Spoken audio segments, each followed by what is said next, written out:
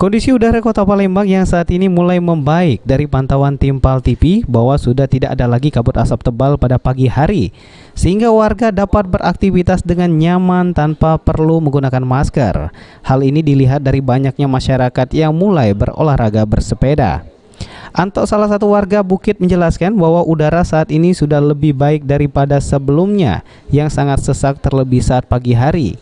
Ia pun berharap bahwa kondisinya dapat terus seperti ini.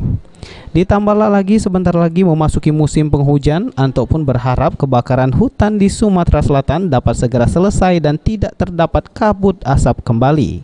Kak, kira-kira menurut kakak kualitas udara saat ini gimana nih selaku masyarakat di Palembang? Alhamdulillah masih udah mendingan daripada kemarin kan kabutnya sangat tebal gitu. Kalau akhir-akhir ini karena mungkin ada hujan terus kemarin ya, jadi agak mendingan kabutnya daripada yang kemarin.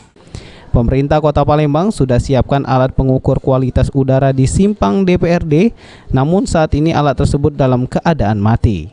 Amanda Lydia, PAL TV.